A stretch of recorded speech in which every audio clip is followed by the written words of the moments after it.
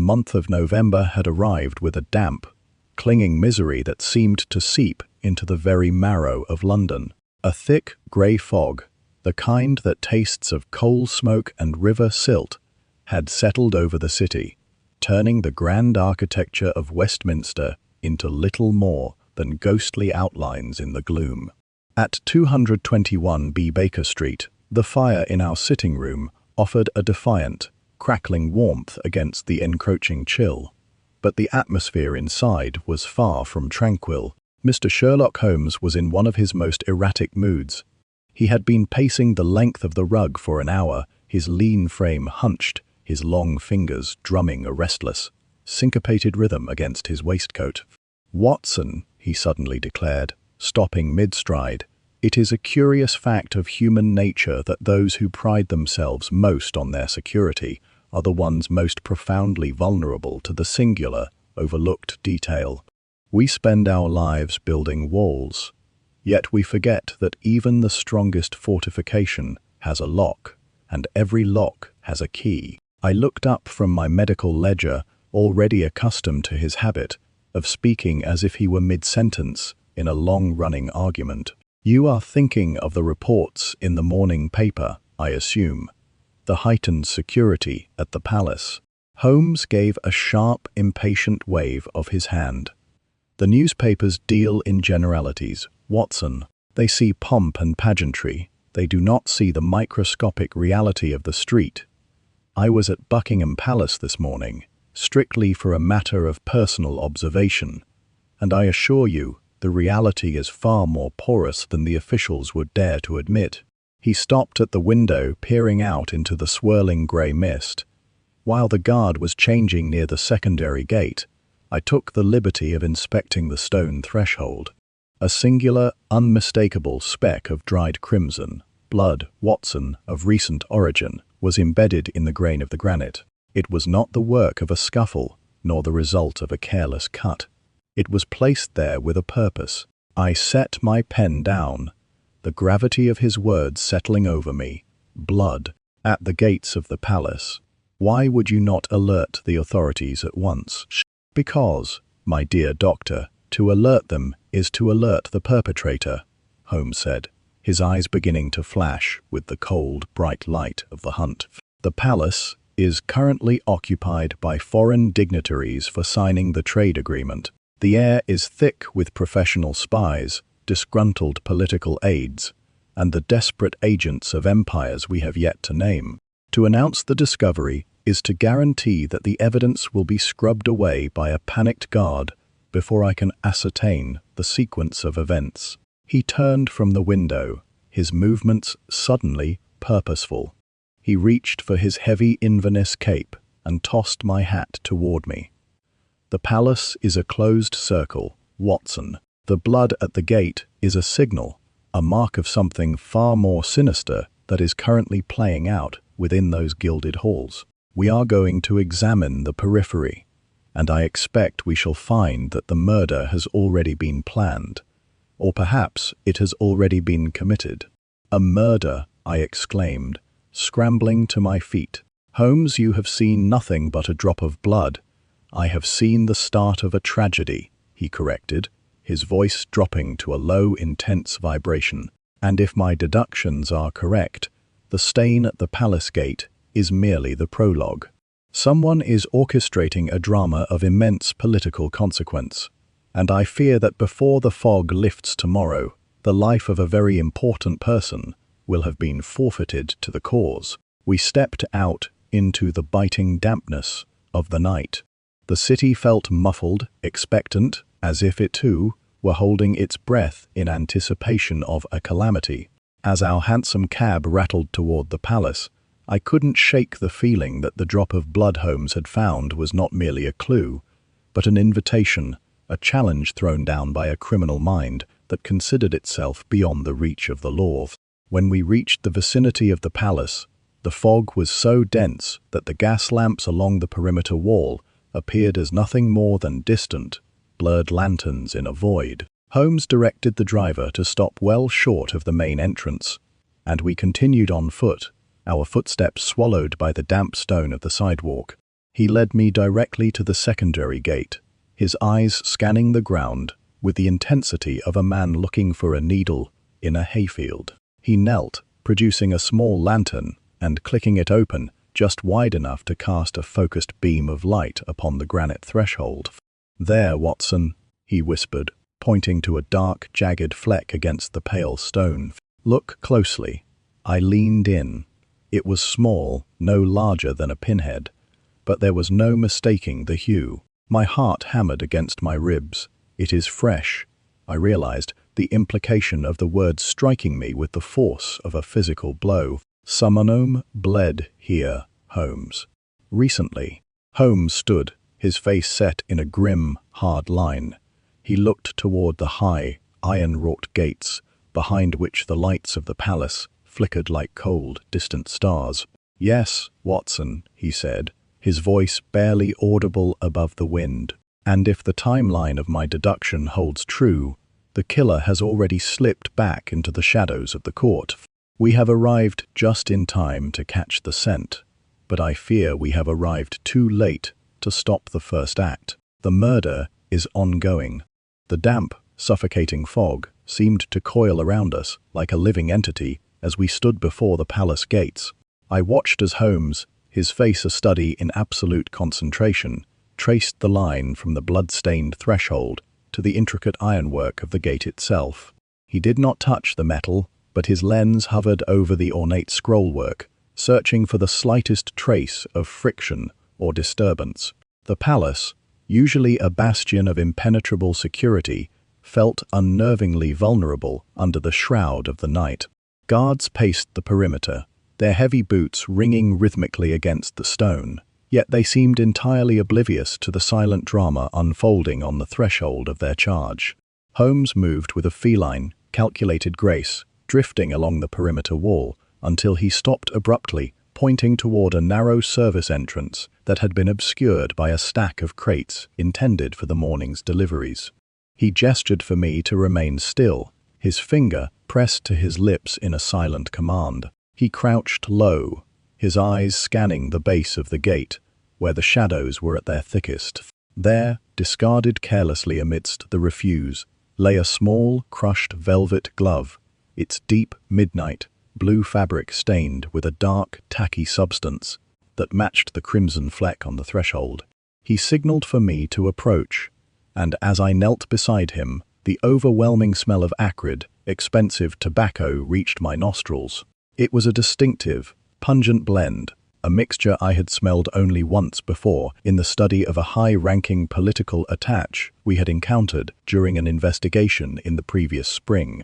Holmes extracted a small glass vial from his inner pocket, using his tweezers to carefully lift the glove and deposit it within. He noted that the stain upon the fabric was not merely blood, but a mixture of blood and a fine powdery residue that possessed a faint metallic tang.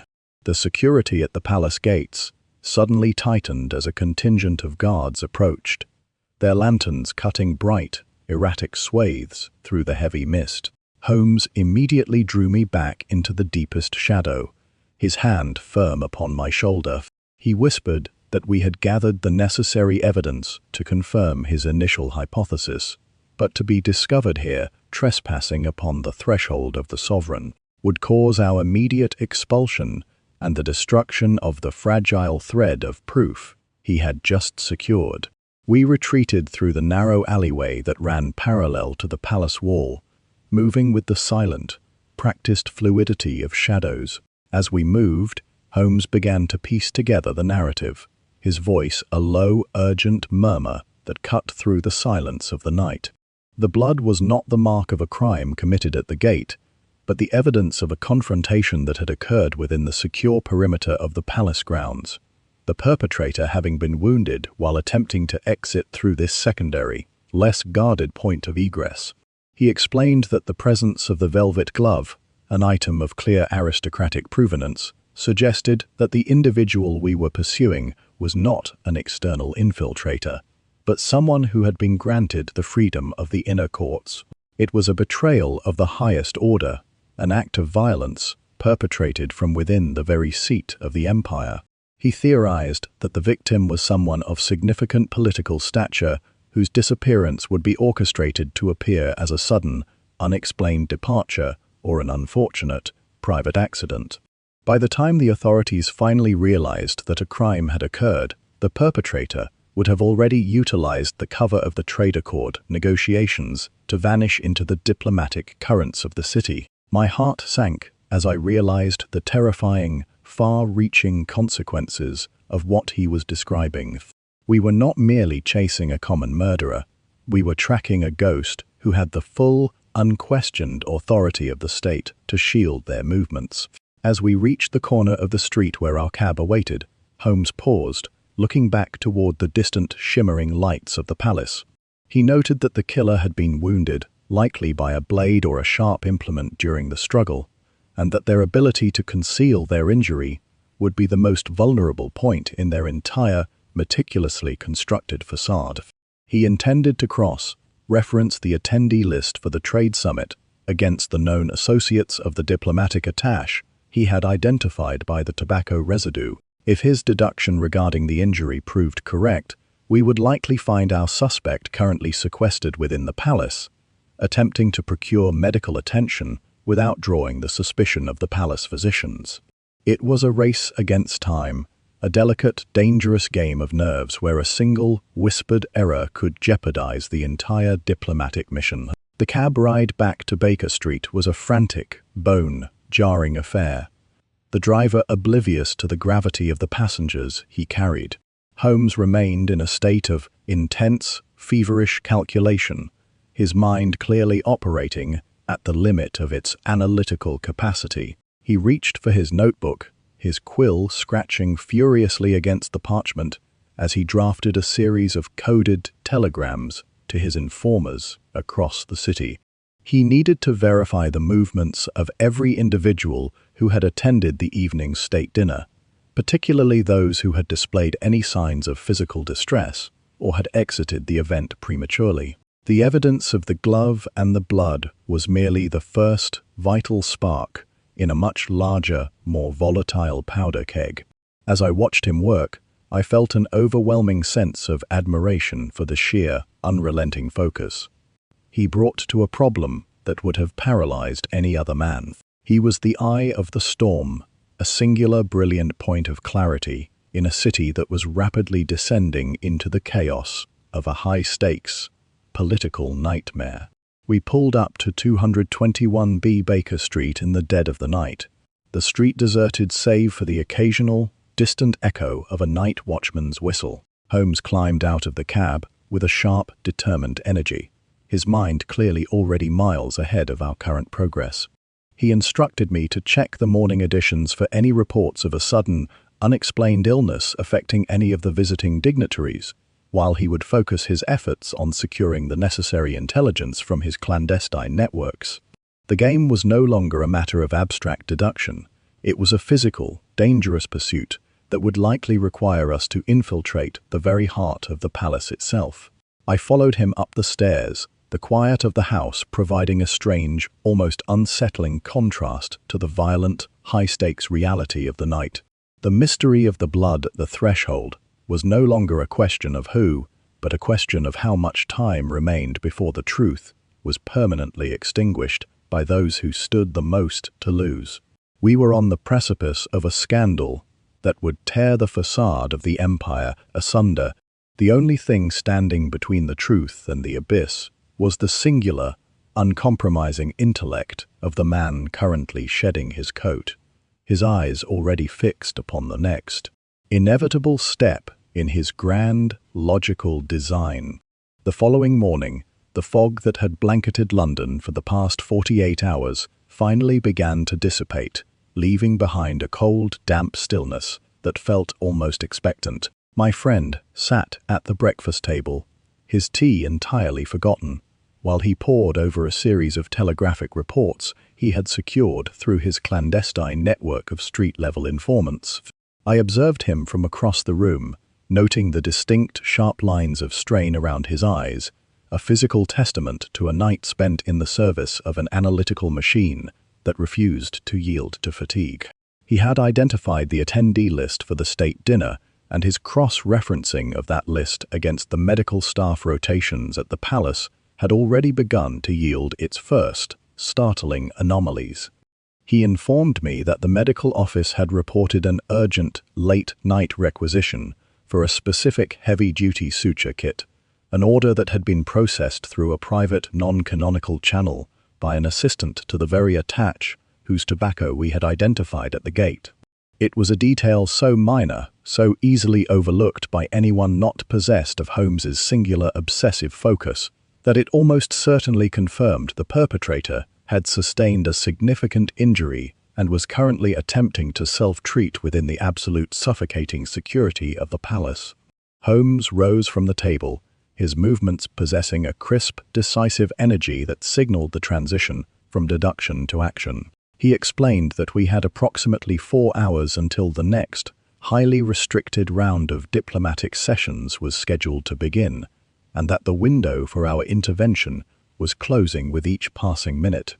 We needed to gain access to the private quarters of the attack, a task that would require not only a significant degree of deception, but a flawless improvisational confidence that would withstand the scrutiny of the most heavily guarded household in the empire. He reached for a small, wooden case that he kept secured within his desk, pulling out a collection of professional-grade tools that would have been the envy of any master thief. He explained that we would be entering the palace not as ourselves, but as a secondary maintenance team summoned to address a purported high-priority emergency involving the heating system in the eastern wing, an improvisation that was as audacious as it was necessary. I felt the familiar heavy flutter of nerves in my chest. Yet I did not hesitate. We made our preparations with the grim, silent efficiency of soldiers preparing for an assault, each of us understanding the gravity of the potential failure. The journey to the palace was made in a hired, unmarked carriage, the driver well compensated for his discretion and his willingness to wait for our return. As we pulled into the service entrance, the sheer, crushing weight of the palace's architectural majesty was enough to cow the most resolute of spirits. The guards stood like granite statues, their eyes tracking our every movement with a cold professional suspicion that made my skin crawl. Holmes, however, was a master of his own presentation. He stepped from the cab with the confident, slightly impatient air of a man who was expected and who possessed the absolute authority to be where he was. He spoke to the guard in charge with a brief dismissive authority, invoking the name of the household administrator and citing a critical failure in the boiler system that, if left unattended, would cause an irreparable disruption to the day's diplomatic schedule. The guard hesitated, his eyes flickering from Holmes to the official-looking work orders my friend had prepared, and after a brief, tense interlude, he gestured for us to proceed. I felt as though the very air was charged with the threat of discovery, yet Holmes continued to move with a steady, unhurried pace that was the ultimate defense against the scrutiny of others. Once we were inside the sprawling, labyrinthine network of service corridors, the true nature of our task became devastatingly clear. The palace was a humming, high-security ecosystem, and navigating it without raising the alarm required a level of mental acuity that I found to be profoundly taxing. Holmes navigated the halls with an almost supernatural confidence, his knowledge of the internal structure of the building acquired through years of exhaustive, private research proving to be absolutely indispensable. We reached the private quarters of the attach, just as the corridor was temporarily emptied by the shifting of a guard rotations. The door was locked, a formidable barrier that Holmes breached with an effortless, almost bored flick of his wrist. Inside, the room was a reflection of the man we were pursuing, meticulously ordered, opulent, and utterly devoid of any genuine, human warmth. Holmes began his search with the clinical, unsparing thoroughness of a surgeon. He did not waste time with the furniture or the books, but immediately focused his attention on the medical supplies that had been hastily concealed within a small, velvet-lined trunk beneath the bed. He pulled out the suture kit, opening it to find the needle still stained with a fresh, dark smear of blood. It was the corroborating evidence we had been hunting, the final undeniable proof that the occupant of this room was the individual who had struggled at the gate. Beside the kit lay a small, encrypted diary, its pages filled with the same shorthand and cipher we had encountered during our previous investigation of the diplomatic trade networks. Holmes's eyes scanned the diary, his brow furrowing as he absorbed the information contained within its pages. He realized then that the attach was not a rogue agent working for himself, but a pivot point in a much larger global conspiracy of intelligence, a figure whose death or exposure would have sent shockwaves throughout the entirety of the British diplomatic mission. The attach had been betrayed by his own collaborators, wounded in the struggle, and was now essentially trapped within his own residence, unable to seek proper medical attention for fear of alerting his enemies to his weakened, vulnerable state. It was a discovery that radically altered the complexion of our entire mission, transforming a simple criminal investigation into a high-stakes political rescue operation that would require the utmost delicacy. As he closed the diary, Holmes turned to me, his expression hardened by the weight of this new reality. He told me that we had not just found our perpetrator, we had unwittingly stumbled upon the key to the entire global crisis, and the time we had left to resolve it was now measured in mere dwindling minutes. I heard the distant, muffled sound of voices approaching in the hallway, and I knew that the danger we had sought to navigate was about to manifest in a very physical, very final way. The heavy, rhythmic tread of approaching security forces resonated through the floorboards, an unmistakable warning that our window of opportunity had been violently truncated. Holmes, his movements stripped of all hesitation, shoved the bloodied suture kit and the encrypted diary into his pockets, his eyes scanning the opulent room one final time for any overlooked trace of our presence. He did not move toward the door, knowing that the approaching guards would be upon us within seconds. Instead, he gestured sharply toward the heavy floor, to ceiling curtains that concealed a service egress. We slipped behind the thick fabric just as the door latch clicked and turned, and the room was flooded with the sharp, clinical glare of a lantern held by an unseen hand. From our cramped, suffocating position, we watched as two men in the distinctive liveried uniforms of the royal household swept into the room, their eyes darting across the meticulously ordered space. They did not notice the minute disturbance of the carpet or the faint, lingering scent of my companion's pipe tobacco, but they immediately moved to the bedside trunk, their hands flying to the latch as they discovered the hidden space was now empty. An angry, guttural curse echoed through the chamber, followed by a hurried, frantic search that sent ornaments crashing to the floor. It was evident that these were not mere palace guards. Their movements possessed the disciplined, predatory efficiency of trained intelligence operatives, and their failure to secure the incriminating materials had clearly sent them into a state of volatile agitation. As they turned to exit, shouting orders to mobilize the guards in the adjacent wings, Holmes pushed open the service door and ushered us into the narrow, dark servants' passage that snaked through the interior of the eastern wing. We moved with the silent, desperate velocity of hunted men, the labyrinthine structure of the palace now working to our advantage as we navigated the hidden architecture of the household. Holmes stopped at a ventilation grate that overlooked the grand reception hall, signaling for me to hold my position. Below us, a sprawling, ornate diplomatic summit was already in its initial stages, the hall filled with the polished artificial gaiety of the European diplomatic corps. Through the iron slats, we observed the attaché we had been tracking. He was standing near the center of the crowd, his posture stiff, his movements restrained by the obvious, agonizing reality of the injury he was attempting to conceal beneath his formal dress coat. A subtle, dark stain was visible upon his sleeve, a silent, damning testament to the previous night's confrontation. He was in deep conversation with the very same foreign envoy whose agents had likely been the ones pursuing him through the palace corridors. The dynamic was chilling to behold. The attaché was being coerced, his every word clearly scripted by the envoy's subtle, dominating proximity. Holmes leaned close to my ear, his voice a barely perceptible whisper. He explained that the attach was a broken man caught between the existential threat of his former collaborators and the absolute unforgiving scrutiny of the British Secret Service.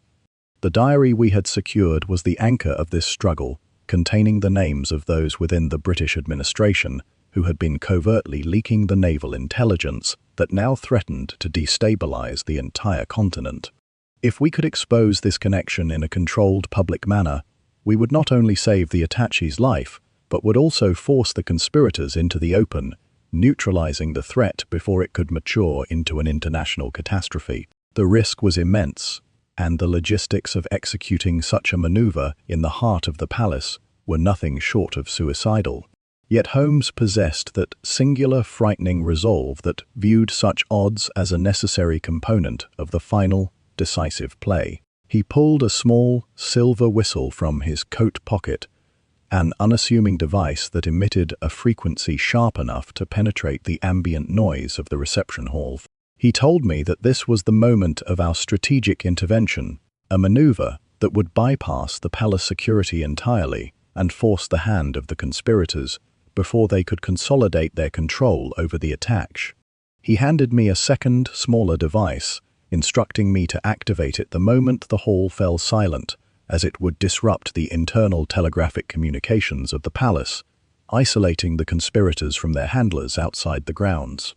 My heart was hammering a furious, desperate rhythm against my ribs, yet I understood the necessity of his gamble. We were the only ones who possessed the intelligence to shatter the illusion, and we were currently positioned in the center of the target.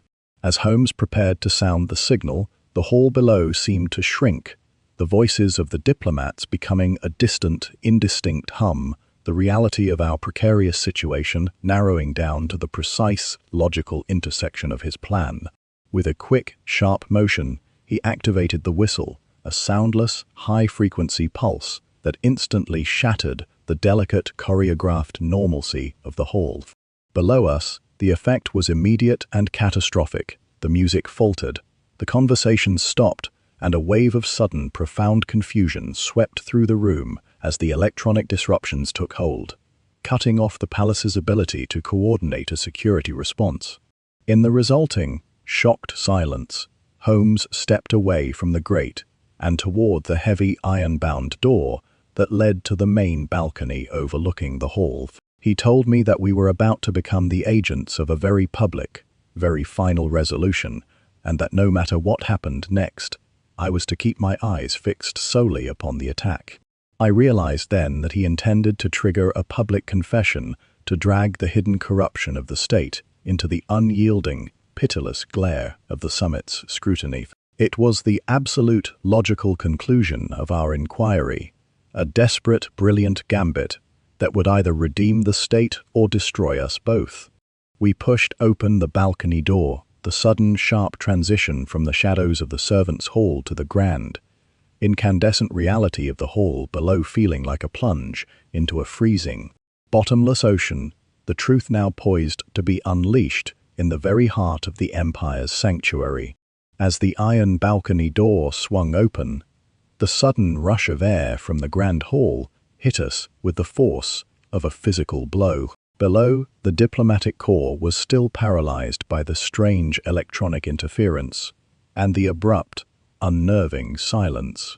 The attach stood near the center of the room, his face an ashen mask of pure, unadulterated terror, his eyes darting frantically toward the balcony as if expecting a divine judgment. Holmes stepped forward with a terrifying absolute command of the space, his tall, lean frame silhouetted against the brilliant, opulent lighting of the hall. He did not speak, but the sheer, focused weight of his presence was enough to draw every eye in the room upward. I followed a few paces behind, my hand instinctively checking the proximity of my revolver, my pulse echoing the frantic tension that gripped the gathered dignitaries. Holmes looked down upon the assembly, his gaze passing over the confused envoys and the trembling royal staff until it locked with an icy, inexorable grip upon the attache. He gestured toward the room, his voice ringing out with a sharp, resonant clarity that pierced the lingering confusion like a blade. He announced that the trade summit was not a negotiation, but a stage for a treasonous subversion, and that the man currently attempting to conceal his injury was the primary conduit for the stolen intelligence. The effect was immediate and seismic. The foreign envoy, realizing that his asset had been compromised, attempted to signal his own security team, but the jammed telegraphic systems rendered them entirely impotent. Holmes did not give them time to recover their composure. He descended the grand staircase with the measured, inevitable pace of a judge delivering a verdict. The crowd parted before him as if he were carrying a physical authority that they dared not challenge. As he reached the floor, he stopped directly in front of the attache, who seemed to shrink in upon himself, his defensive posture crumbling under the sheer, relentless pressure of Holmes's scrutiny. Holmes reached into his pocket and produced the encrypted diary, its dark leather-bound surface acting like a talisman that signaled the end of the attache's deception. He told the man that the game was finished, that the network he served had already been mapped, and that the only remaining variable was the extent of his own cooperation in the final formal unraveling of the conspiracy. The attache's legs gave way, and he slumped toward the polished marble floor, his facade finally shattering into 1,000 irreparable pieces. A chorus of gasps and outraged whispers erupted among the diplomats, their shock slowly transforming into a volatile, dangerous energy as the reality of the situation began to penetrate the opulent, artificial atmosphere of the summit. I kept my eyes fixed upon the attache, just as Holmes had instructed, watching as the man began to spill the details of his betrayal, a fragmented, desperate confession that implicated not just his foreign handlers, but a list of names that made the very air in the room feel thin and poisonous. It was a litany of corruption that spanned the entire breadth of the colonial administration, a revelation that would undoubtedly cause the total, humiliating collapse of the current ministry. Holmes stood over the man, his eyes cold, his mind clearly cataloguing the confession as a definitive piece of evidence. He did not seem to experience a flicker of personal satisfaction.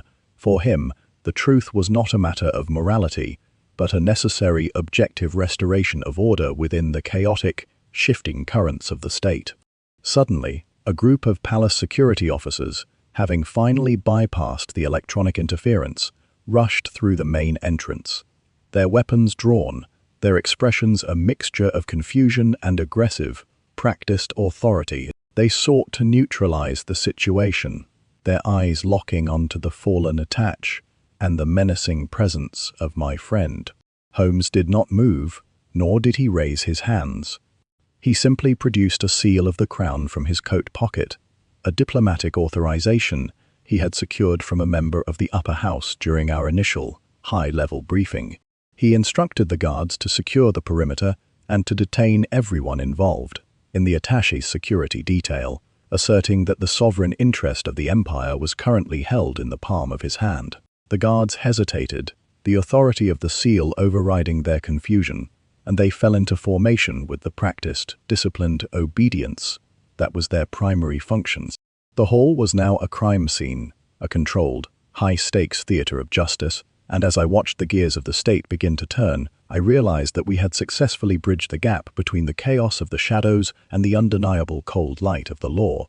As the guards moved to restrain the attache and lead him toward the detention chambers in the bowels of the palace, Holmes turned toward me, his expression momentarily devoid of its professional, analytical mask. He whispered that the true final act would take place in the following hours, when the diary's contents were presented to the Admiralty Board. But for now, the objective had been achieved. He looked out across the hall, noting the shell-shocked countenances of the foreign envoys, and remarked that it would take decades for them to repair the diplomatic damage that had been initiated in this room. He felt no remorse for the disruption.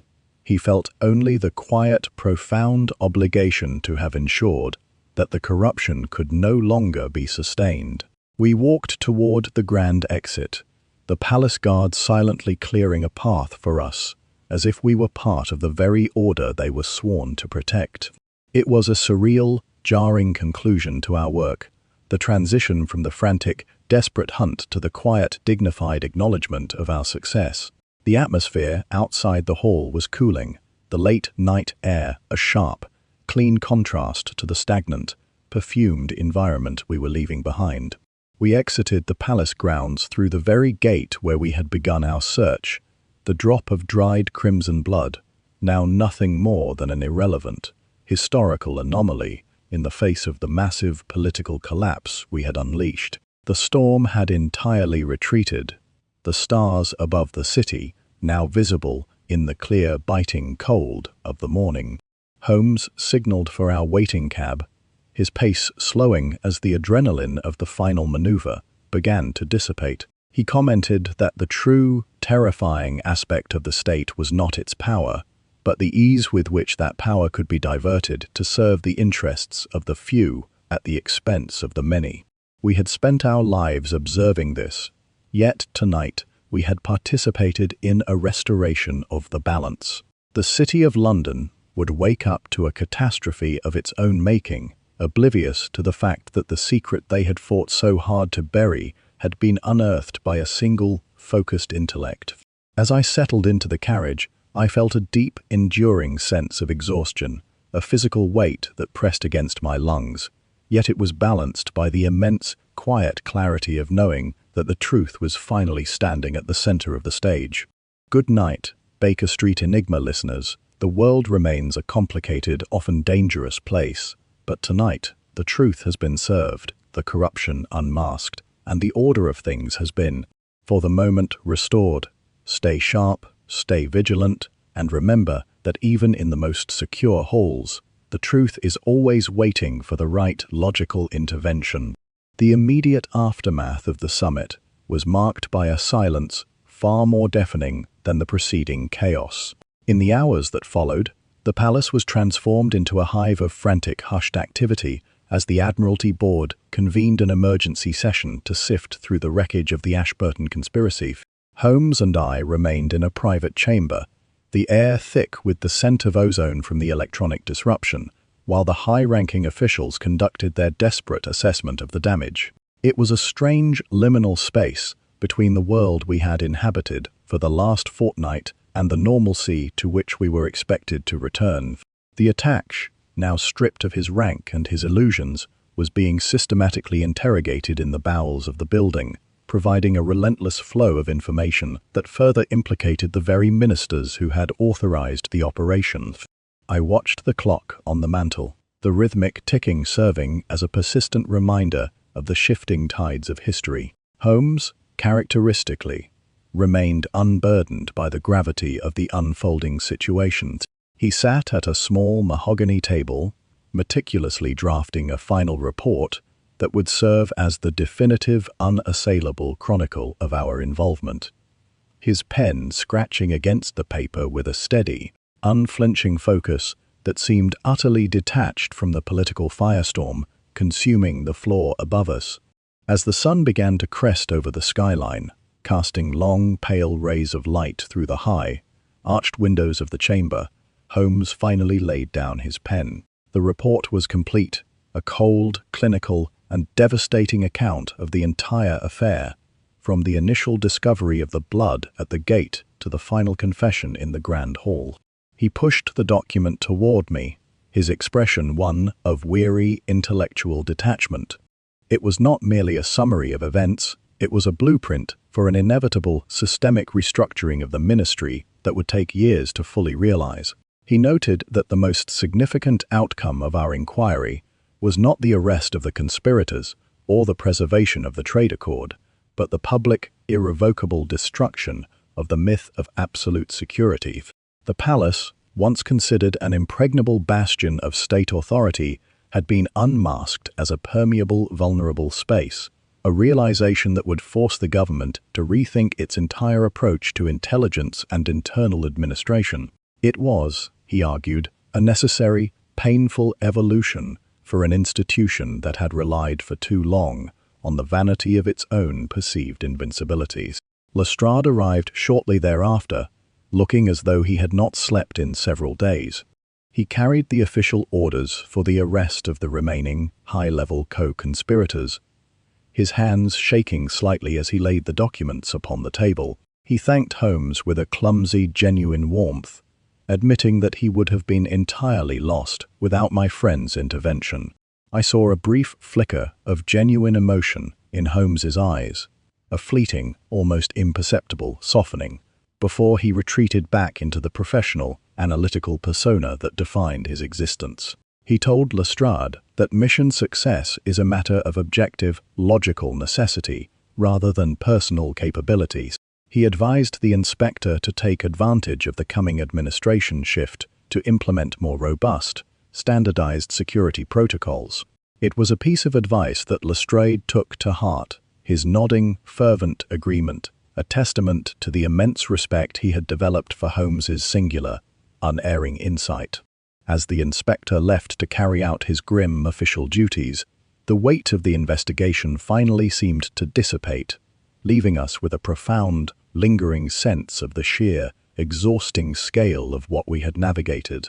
We walked out of the palace as the city was waking up, the streets beginning to hum with the early industrial energy of the morning. The air was crisp and cold, a welcome, bracing tonic after the stagnant, high-pressure atmosphere of the summit. I felt a sense of immense physical liberation, the burden of the last few weeks finally slipping from my shoulders.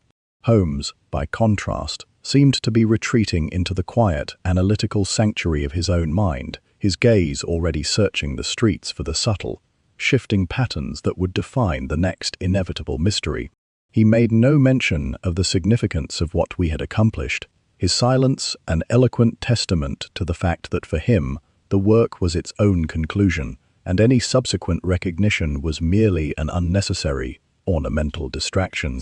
He spoke briefly of the need for a long, undisturbed night of rest, and for a sustained period of chemical study that would finally allow him to address the gaps in his current, ongoing experiments. I understood then that the case of the blood at the palace was already beginning to fade in his memory, relegated to the same meticulous index files as the Oakhaven village and the mystery of the Grimpen Lane Chapel. As our carriage pulled up to the familiar, worn steps of 221B Baker Street, the house looked like a haven of sanity in an increasingly volatile and complex world. The familiar, welcoming glow of the gaslight beckoned us inside, promising the quiet, predictable comfort of our hearth and the singular, grounding presence of our shared analytical existence. We climbed the stairs, the creak of the floorboards, a comforting rhythmic sound that anchored us back into our own personal sphere. Upon entering, Mrs. Hudson's presence was immediate and reassuring. She had prepared a simple breakfast, the aroma of toast and hot, strong coffee instantly filling the room. It was the end of a long, chilling ordeal, a case that had begun with a drop of blood and ended with the irrevocable tectonic shift of the British political landscape. I sat at the table, savoring the familiar, uncomplicated pleasure of the morning, while Holmes, having shed his Inverness cape, returned to the window to observe the city as it went about its busy, oblivious day. I looked at him, the consulting detective who had become the silent, watchful axis upon which our world turned, and felt a profound, enduring gratitude for the life we had shared, in all its complexity and danger. The case was formally closed, the documentation filed, and the potential scandal relegated to the ephemeral history of the daily journals. Good night, Baker Street Enigma listeners. The world remains a complicated, often dangerous place, but tonight the truth has been served, the corruption unmasked, and the order of things has been, for the moment, restored. Stay sharp, stay vigilant, and remember that when the world seems most incomprehensible, the truth is merely the next, inevitable step in the long, meticulous process of deduction. With the conclusion of the Palace conspiracy, London settled into a strange, uneasy peace, the sort that only follows the sudden collapse of a major political pillar. The city felt different to me, though it was likely merely the residue of my own heightened perception. My medical practice saw a brief, welcome lull, allowing me to observe Holmes as he retreated into his own sphere of intense, quiet study. He had set aside the political intrigue of the Ashburton affair with a finality that I found almost jarring, turning his focus toward a series of experiments involving the chemical composition of rare subterranean fungi he had obtained from a contact in the botanical gardens. For days, the sitting room at 221B was transformed into a miniature laboratory, the air thick with the faint sweet scent of reagents and the sterile clinical aroma of preservation spirits. He moved about the room with an obsessive, detached efficiency, his mind clearly operating at a distance from the world that had so recently been upended by his intervention. I found myself frequently watching him, struck by the profound, singular discipline that allowed him to bridge the chasm between the messy, violent reality of human crime and the cold, elegant precision of his scientific inquiry. It was in the midst of this domestic quietude that our next entanglement began, arriving in the form of a heavily scented, embossed envelope delivered by a silent, inscrutable valet. The letter, penned in a delicate, aristocratic hand, was from the Countess of Westerham, a woman whose name was frequently associated with the most exclusive, impenetrable circles of the high-born. She requested an immediate, discreet consultation regarding a series of highly unusual occurrences at her family's ancestral estate, a remote cliffside manor on the northern coast of Cornwall. She spoke of a missing inheritance, a collection of legendary hand-carved gemstones that had vanished from a locked, high-security vault.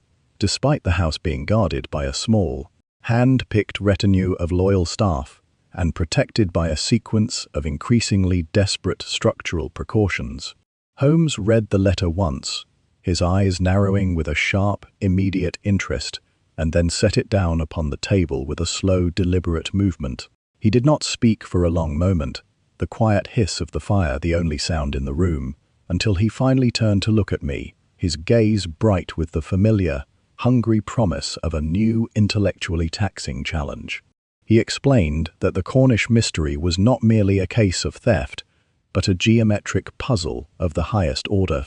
The vault, as the Countess described it, was a masterpiece of Victorian engineering, a fortress of iron and clockwork located at the very heart of the manor, accessible only by a set of keys that never left her person. To steal the stones without leaving a mark upon the mechanism was, theoretically, an impossibility.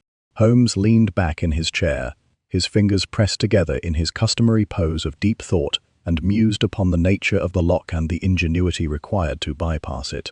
He was clearly intrigued by the prospect of a crime that defied the conventional laws of physical intrusion, and he wasted no time in securing our passage to the coast. He argued that the theft was an act of profound calculated arrogance, a challenge thrown down by a thief who not only understood the limitations of the security but had designed their approach to exploit those very parameters. I felt the familiar stir of anticipation, the sense that we were once again leaving behind the predictable, manageable reality of Baker Street to enter a world where the laws of logic were pushed to their absolute fragile breaking point. Our journey to the Cornish coast was a stark, dramatic departure from the urban grey of London. We arrived at the manor during a fierce, windswept dusk, the house standing like a jagged, defiant sentinel above the crashing, white-flecked rage of the Atlantic. The Countess greeted us with a frantic, transparent desperation, her face drawn and pale, her eyes darting toward the darkened storm-lashed windows as if expecting some invisible, spectre-like presence to manifest. She led us into the heart of the estate, into the cold, oppressive silence of the vault room.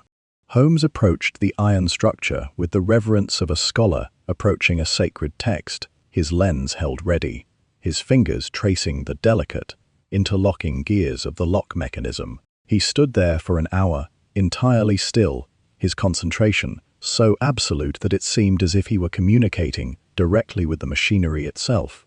He noted the precise, microscopic abrasions on the tumblers and the faint, almost imperceptible scent of a non-traditional lubricant that clung to the ironwork, a detail that clearly resonated with his analytical training.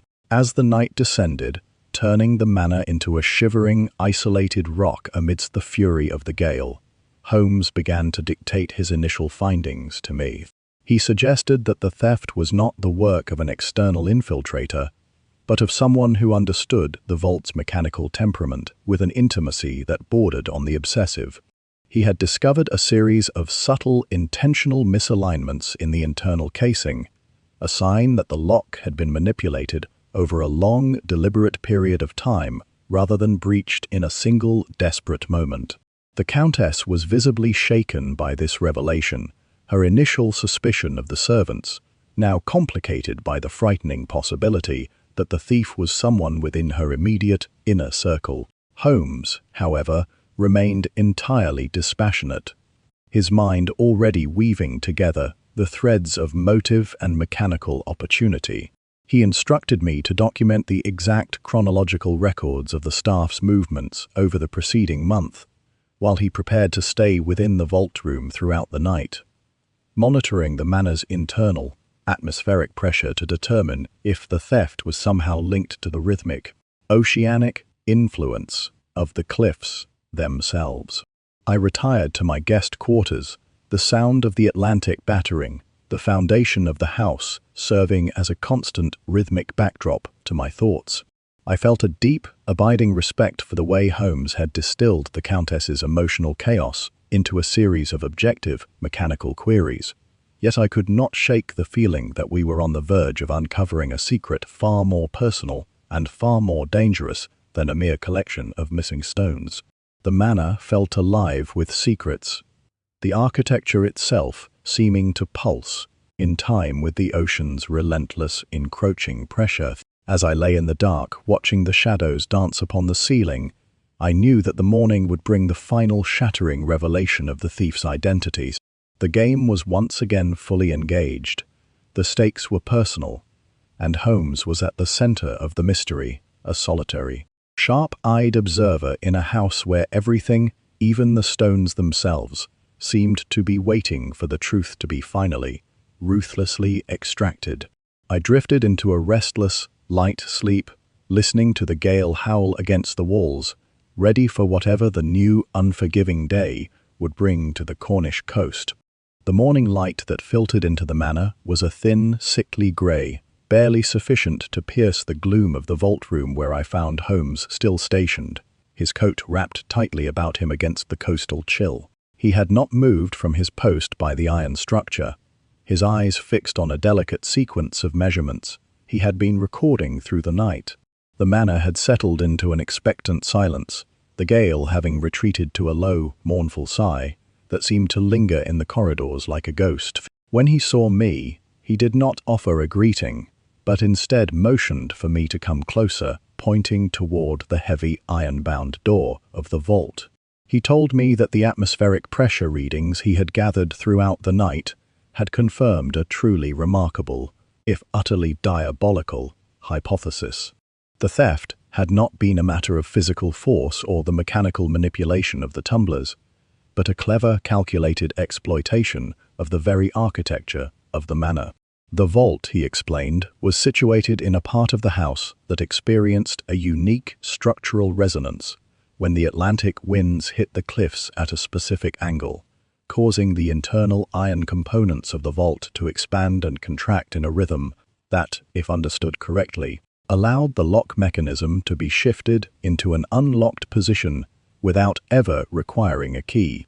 I stared at the heavy iron door, my mind struggling to encompass the audacity of a thief who would treat the entire building as a musical instrument to be played.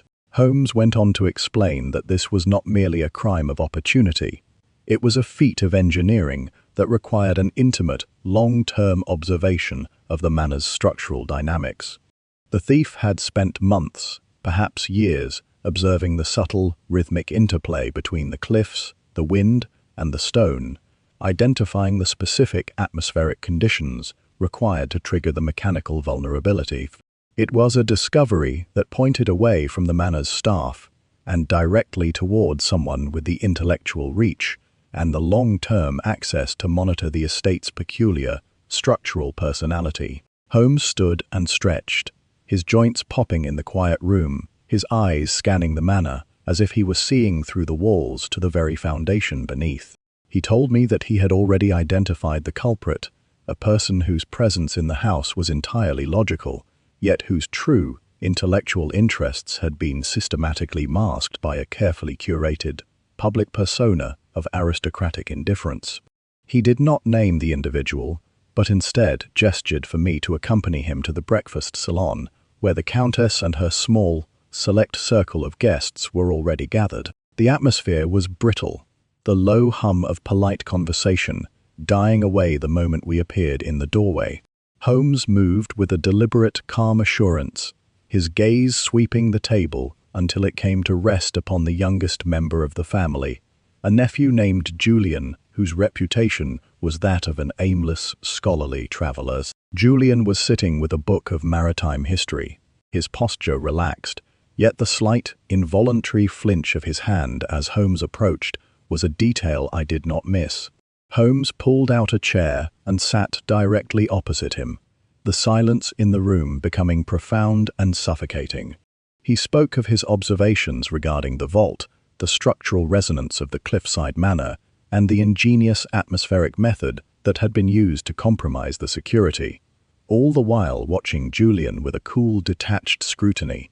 He noted that such a feat could only be accomplished by someone with a deep professional understanding of both geology and mechanical engineering, and that the specific, non-traditional lubricant he had identified on the tumblers was a substance frequently used in the maintenance of precision. Scientific instruments that he suspected were currently concealed within Julian's own private study.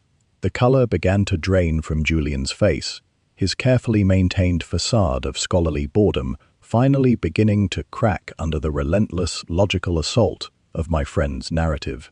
The Countess looked from Holmes to her nephew, her expression a mixture of profound shock and rising, cold realizations. Holmes did not stop there. He went on to describe the exact sequence of events, from the initial atmospheric research to the final, daring act of theft that had been timed to coincide with the previous night's storm. He noted that the stolen stones were not currently in the house, but had been secured in a hidden, waterproof compartment carved into the very cliff, face beneath the manor, accessible only during the lowest point of the tide.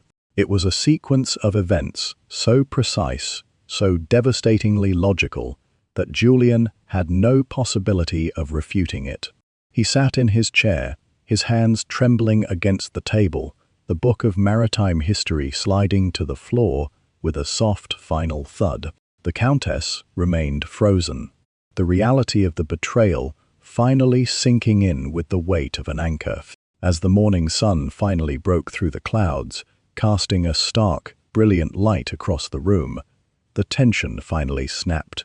Julian's composure dissolved entirely, his defiance replaced by a sudden, desperate admission that he had sought to liquidate the stones to fund his own, unauthorized scientific expeditions. He had felt that the family inheritance was a stagnant, dead weight, and that the true value of the gemstones could be better utilized in the service of discovery and exploration. It was a rationale that served only to underscore the cold, detached arrogance of his crime. Holmes stood and nodded to the Countess, who seemed to have aged a decade in the space of a few brief moments. He told her that the stones could be recovered from the cliff, face by the estate's boatman at the next lowest tide, and that the evidence would be sufficient for the local magistrate, should she choose to pursue the formal legal route. He did not seek to influence her decision. He had only ever been interested in the pursuit and the resolution of the puzzle itself. We retreated from the salon, leaving the family to navigate the wreckage of their own internal betrayal. I felt a profound sense of relief. The Cornish mystery now resolved into a sequence of clear, logical components. Holmes seemed utterly unaffected by the drama, his focus already beginning to shift toward the next, looming possibility of his work. He walked back toward the entrance, the bracing coastal air once again filling our lungs. He remarked to me that the most dangerous aspect of the family vault was not the iron, the key, or the lock, but the intellectual arrogance of those who believed they had constructed a system that could never be challenged by the simple, enduring laws of nature. It was a lesson he hoped the Countess would take to heart. Yet he knew, with the weary cynicism of a man who had seen it all before, that such insights were rarely retained for long. As we climbed into our carriage, leaving the manor to the crashing Atlantic and the remnants of its own history, I realized that the mystery of the Cornish gemstones had been, in truth, a mystery of human ambition, solved by the singular, uncompromising brilliance of a man who looked at the world, not as it was, but as a series of problems waiting to be resolved by the calm, unwavering light of the truth. The departure from the Cornish estate was a subdued affair. The manor left to the quiet reclamation of the Atlantic wind, and the internal unraveling of a family suddenly forced to confront its own hubris. As the carriage rolled along the cliffside path, the silhouette of the house shrank into the grey expanse of the horizon, a monument to the fragility of inheritance.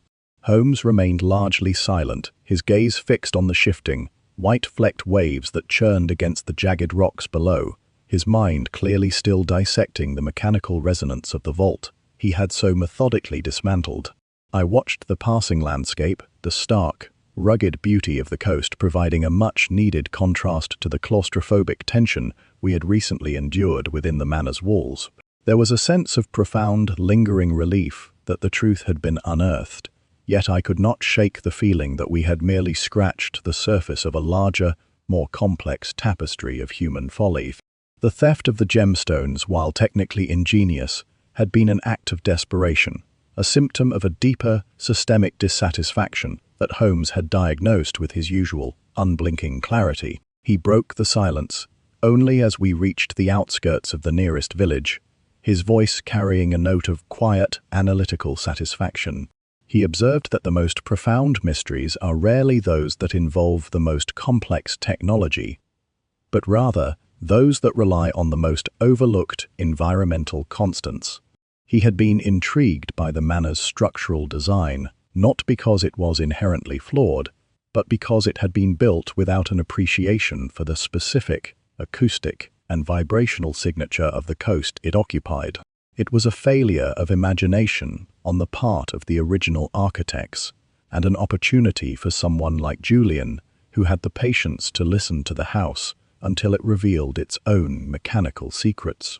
We were not just dealing with a thief, we were dealing with an observer of nature, a man who had treated the manor as a living, reacting entity.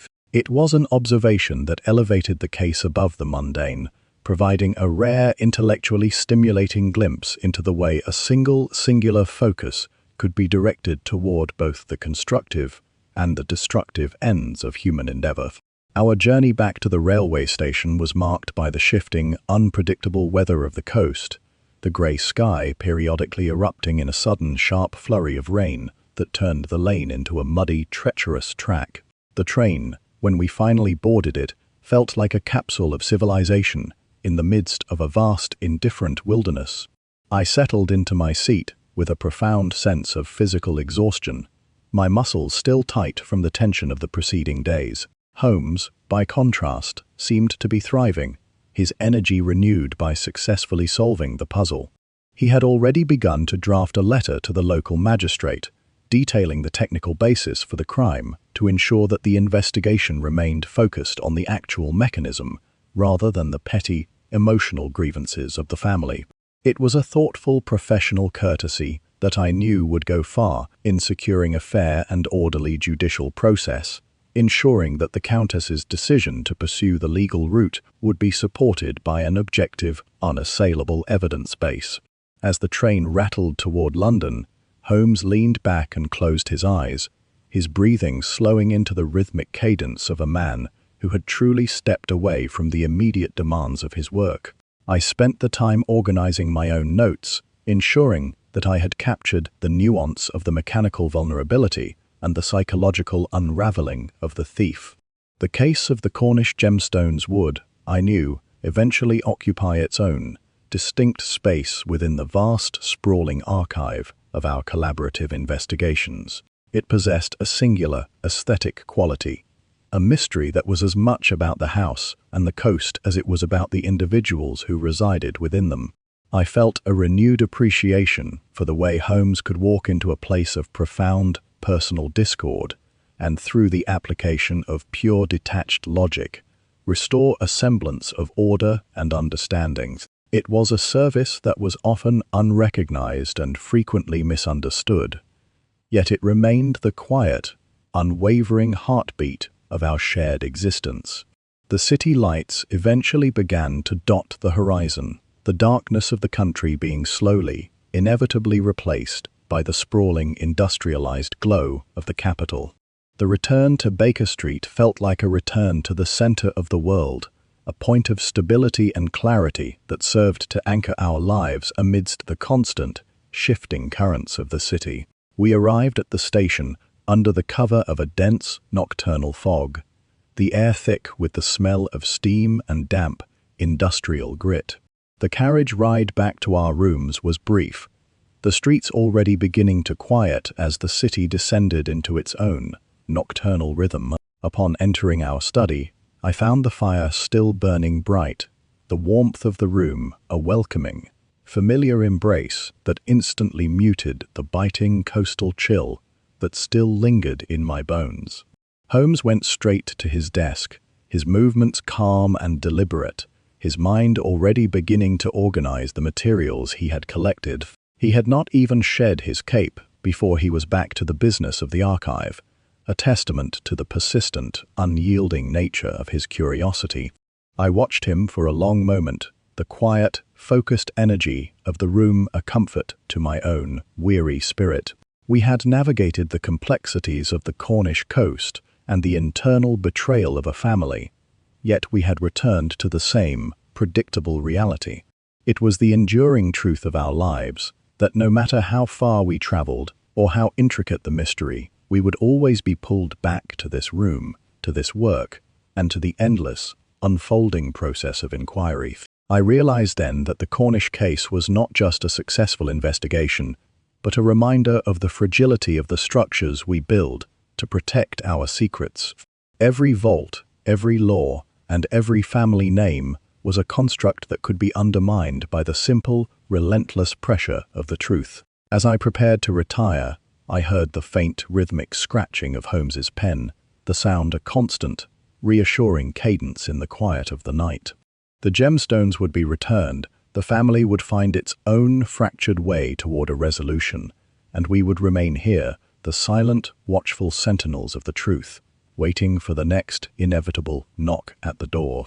Good night, Baker Street Enigma listeners. The world remains a complicated, often dangerous place, but tonight the truth has been served, the corruption unmasked, and the order of things has been, for the moment, restored.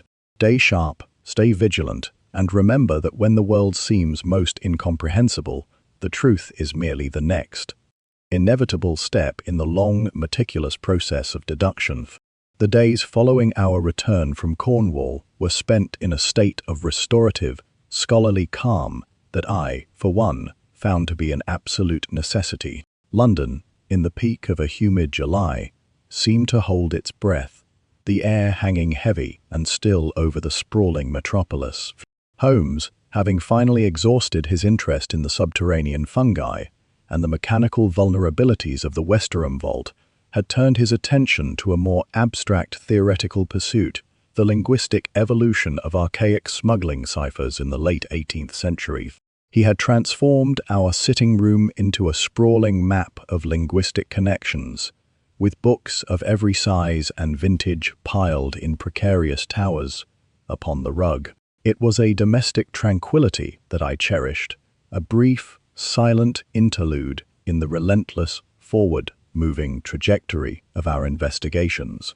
I occupied myself with my own medical journals, the familiar, grounding routine of my practice, providing a necessary anchor against the lingering resonance of the Cornish cliffs. We existed in a bubble of quiet, intellectual focus. The distant, muffled hum of the city, serving only to emphasize the stillness of our sanctuary.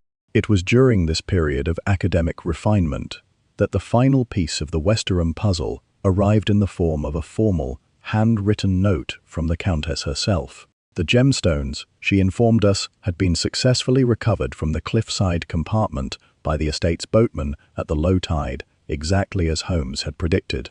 Her nephew Julian had been turned over to the authorities, and she expressed a profound, if deeply wounded, gratitude for the clarity we had brought to her family's affairs.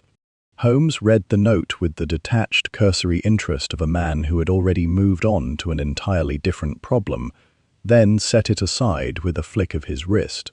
He did not seek to savor the resolution or the recognition, his mind already drifting toward the linguistic patterns that would occupy him for the remainder of the afternoon.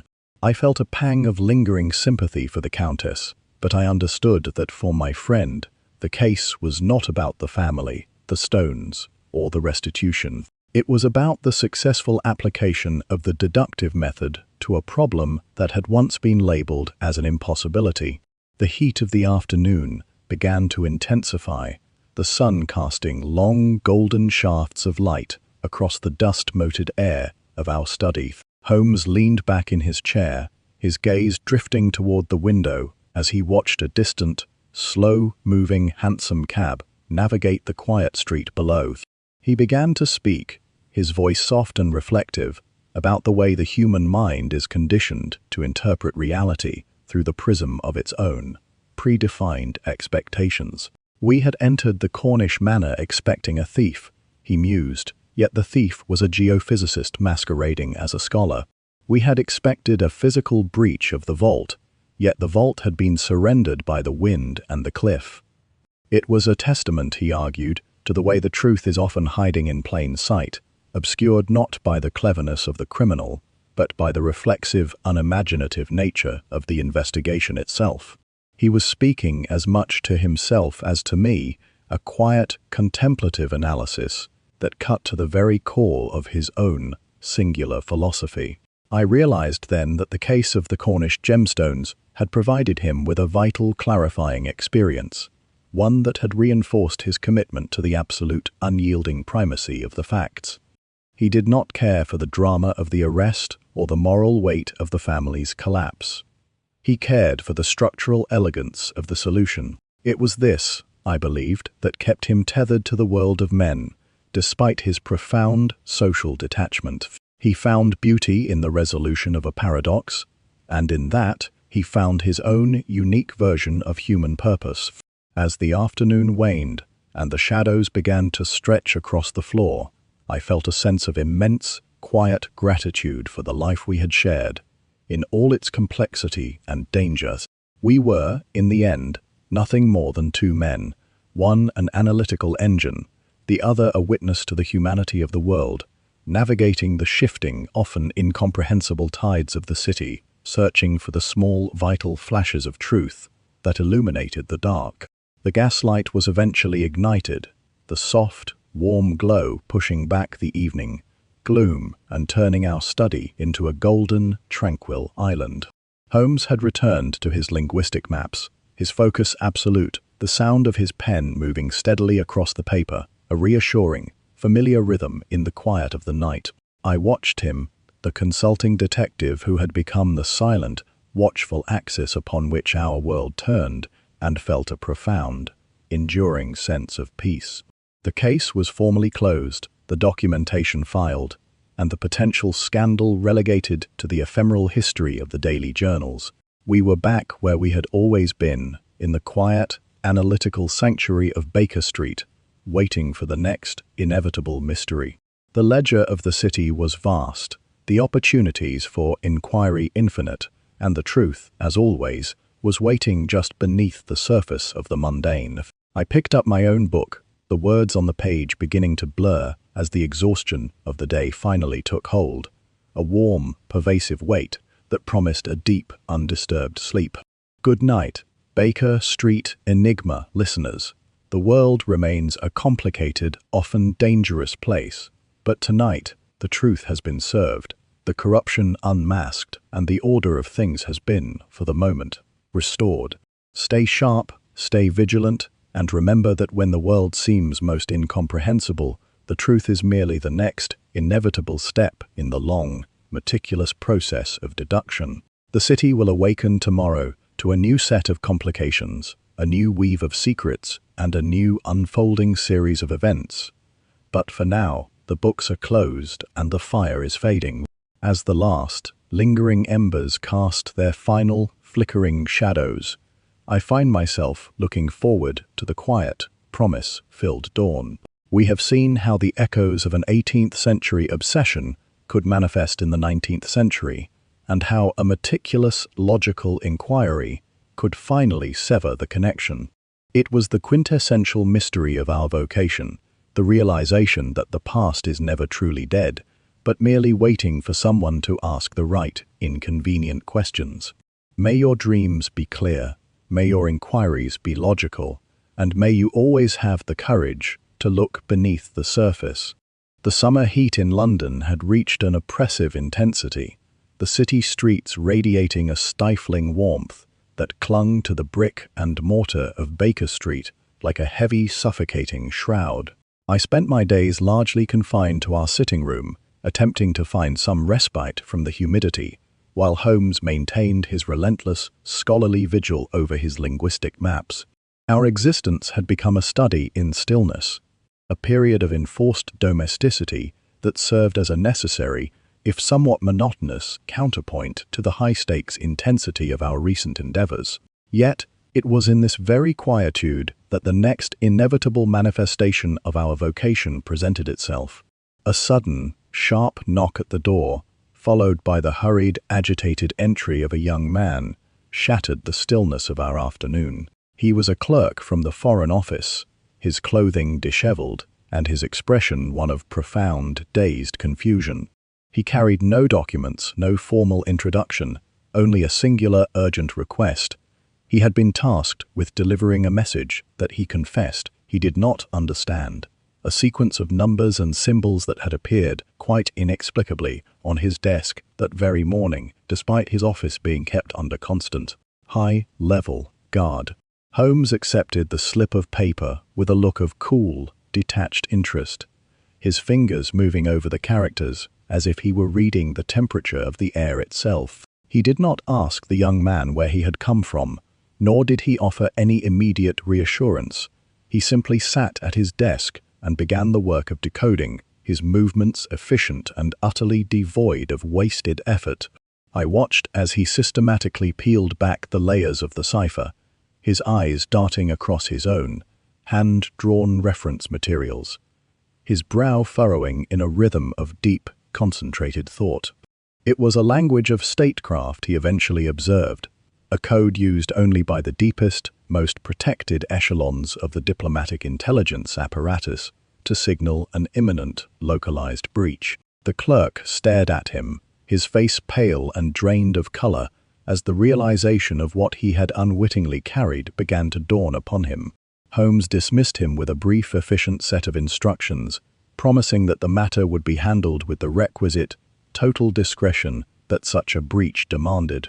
Once the clerk had departed, the room returned to its characteristic, heavy silence, the weight of the new discovery already beginning to reshape the atmosphere of our lives. Holmes stood and walked to the window, his gaze fixed on the bustling, oblivious world outside.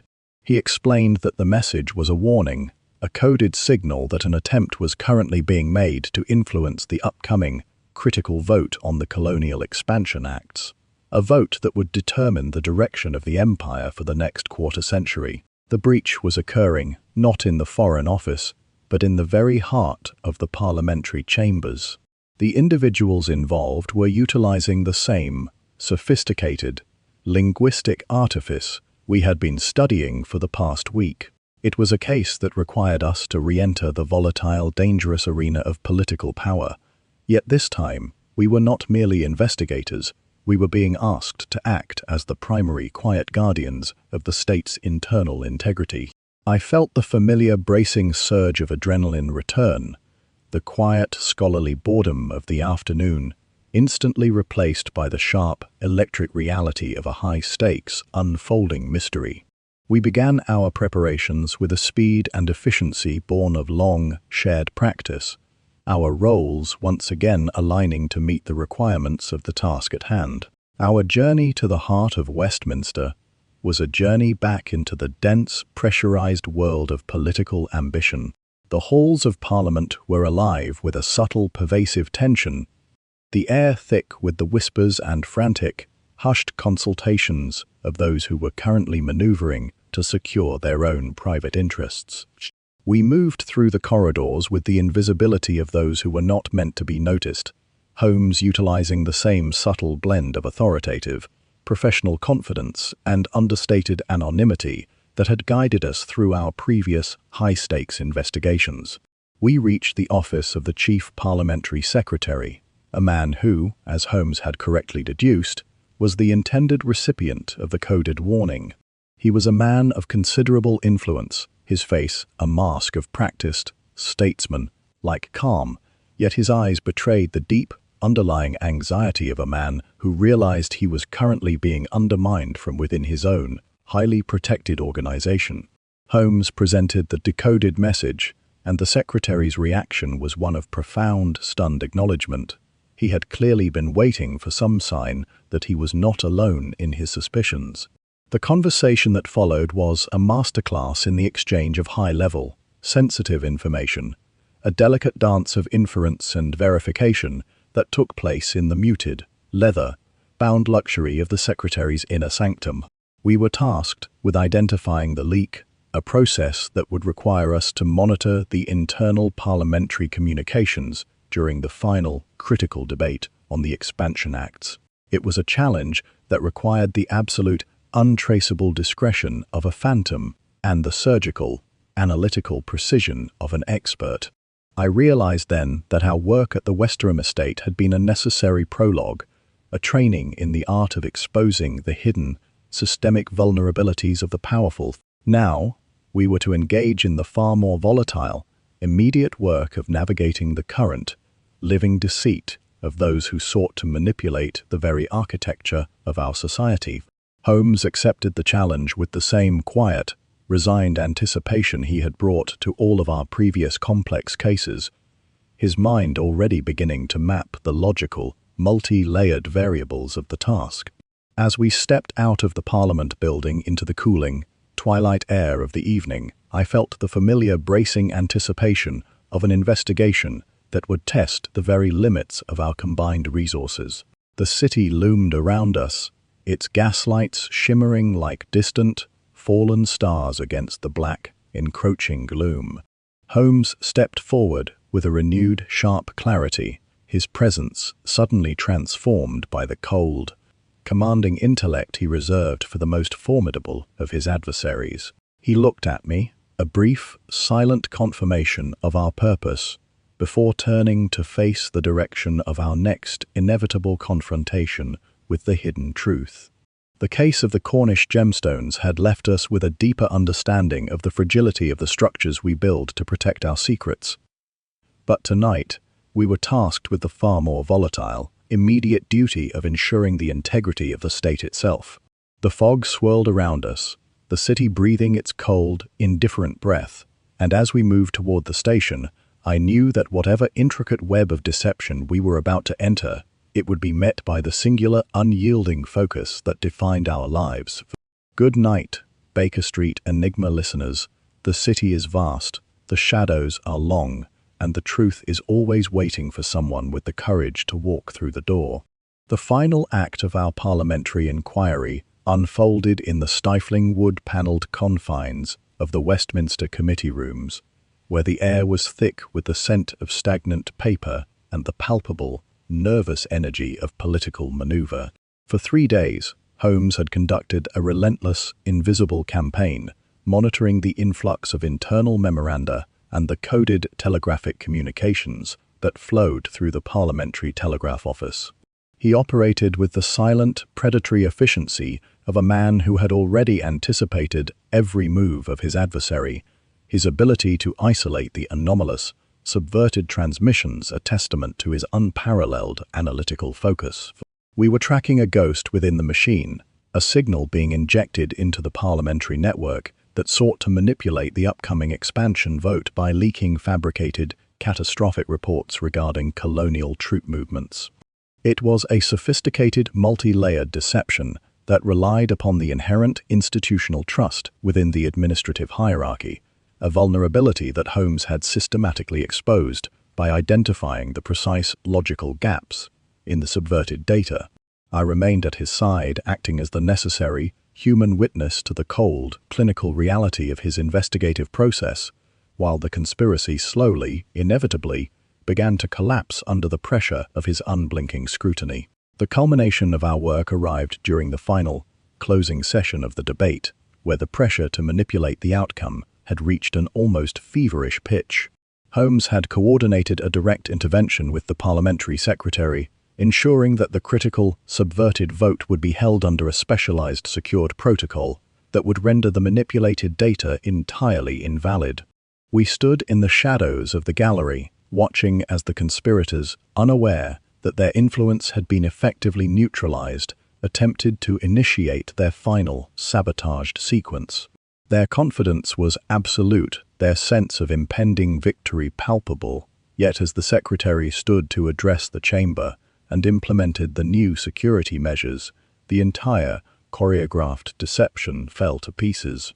The look of profound, dazed confusion that washed over the face of the opposition leader, a man who had been the primary hidden architect of the entire colonial expansion scheme, was a sight I shall never forget. He realized in that instant that his entire, meticulously constructed plan had been outmaneuvered by a factor he had never even considered: the existence of an independent, analytical observer who had recognized the logical inconsistency of his influence before it could reach its target.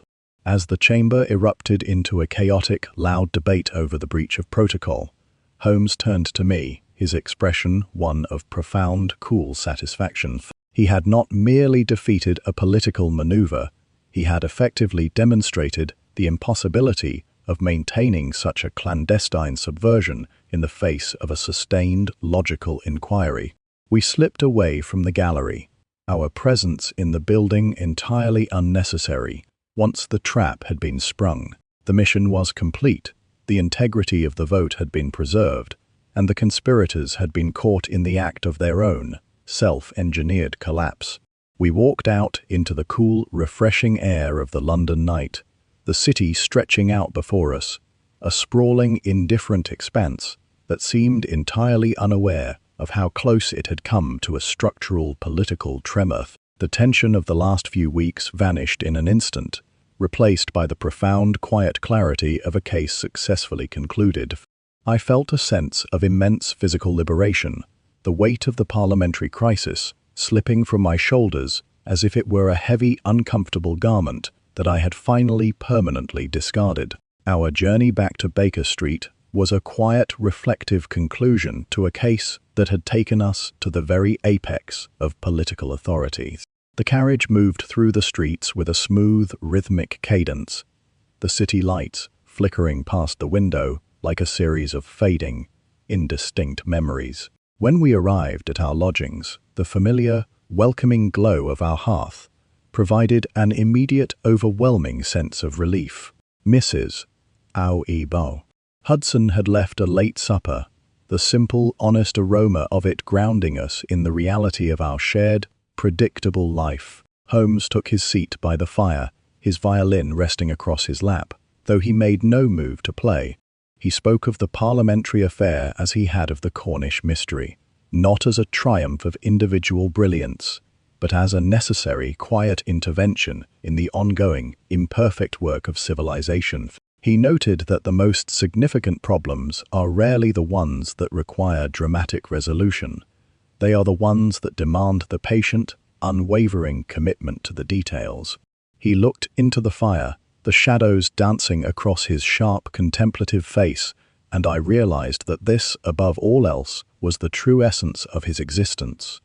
The restless, unceasing drive to bring order to the chaos, regardless of the cost to his own comfort or the apathy of the world he served. The final embers in the grate finally collapsed into a fine, grey ash as the night reached its deepest, quietest hour. The case of the parliamentary leak was formally filed, the documentation archived, and the potential crisis relegated to the ephemeral history of the daily journals. I looked at my friend, the consulting detective who had become the silent, watchful axis upon which our world turned, and felt a profound, enduring gratitude for the life we had shared in all its complexity and danger. We had moved from the desolate, forgotten moors of the north to the opulent, corrupted halls of power in London. And through it all, the singular, unwavering focus of his mind had been our guide. As I moved to extinguish the final lamp, Holmes looked up, a faint, knowing smile playing on his lips, as if he were already anticipating the next inevitable knock at our door.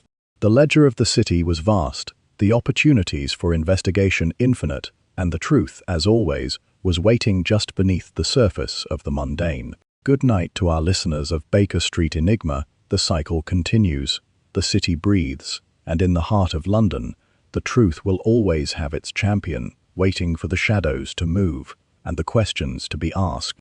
Stay diligent, keep your focus sharp, and always remember that when the world seems most incomprehensible, the truth is merely the next inevitable step in the long, meticulous process of deduction.